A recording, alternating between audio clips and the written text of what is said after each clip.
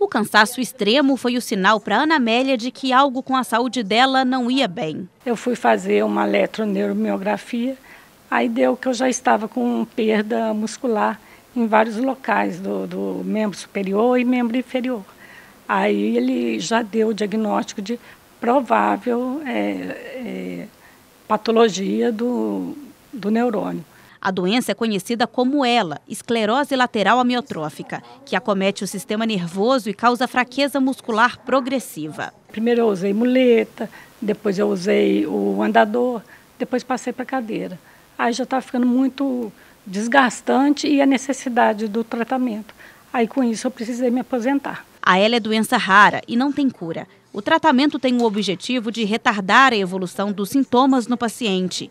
A Ana Amélia é acompanhada por uma equipe multidisciplinar. Fonoaudiólogo, fisioterapeuta motor e respiratório, psicólogo, um médico também para acompanhar e fazer os exames periodicamente para fazer um acompanhamento. O mês de fevereiro é dedicado à conscientização sobre doenças raras. A campanha acontece no mundo inteiro para sensibilizar a população e os órgãos de saúde pública sobre essas patologias, a importância do diagnóstico precoce e as dificuldades enfrentadas pelos pacientes. Em Juiz de Fora, o dia 28 de fevereiro, foi instituído no calendário oficial do município como Dia Municipal de Informação e Conscientização sobre Doenças Raras. Doença rara é toda doença que acomete até 63 pessoas por 100 mil habitantes. Então são doenças cuja prevalência é muito baixa. A gente tem mais de 6 mil doenças raras no mundo. Se você começa a somá-las, você começa a ver que não são tão poucas doenças, não são tão raras, apesar do número reduzido de pessoas.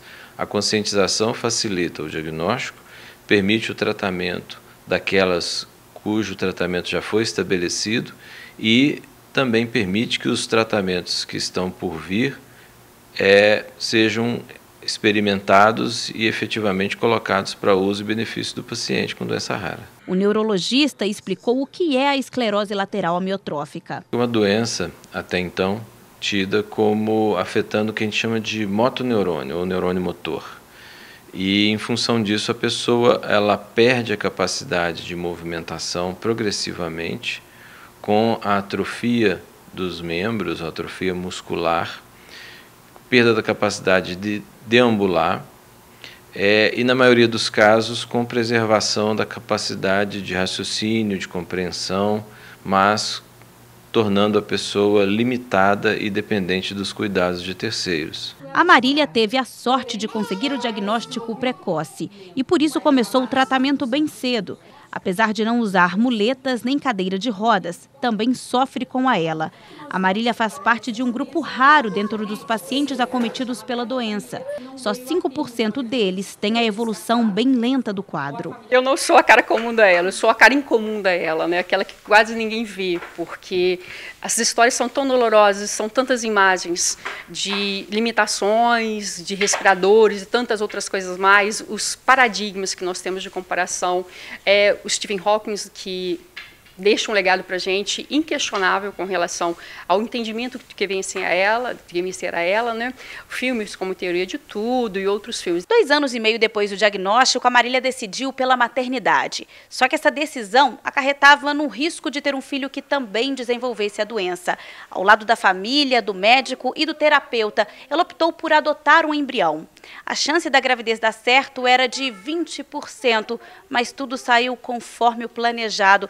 E hoje está aí o Fernando, com 4 aninhos e cheio de saúde. Foi um abraço coletivo e uma decisão coletiva que deu certo, né? Mas é raro você ver essa história. A maioria dos pacientes que tenham ela, seja diagnosticada, que acontece uma gestação, provavelmente o desfecho não venha a ser este. Hoje a Marília integra o Movela, o movimento em defesa dos direitos da pessoa com ela. O movimento defende o diagnóstico genético pré-gestacional pelo SUS. Pelos meios particulares, fica em R$40 mil. E esse diagnóstico é o que mostra aquela propensão genética da criança nascer ou não com a doença? Isso, nos casos principalmente da ela familiar, por isso essa bandeira. E lembrar que Juiz de Fora é uma região da Zona da Mata em que a ela familiar as incidências são muito maiores, é um caso único e as incidências são muito maiores. Fazer esse diagnóstico pré-gestacional não só é importante, como necessário, porque imaginarmos que poderíamos dar fim a uma doença. Pelo menos uma forma de apresentação dela poderia falar assim, ponto final, porque não vai ter mais descendentes carregando esse fator genético. Então esse ponto final tem que ser ouvido, tem que ser visto e entendido.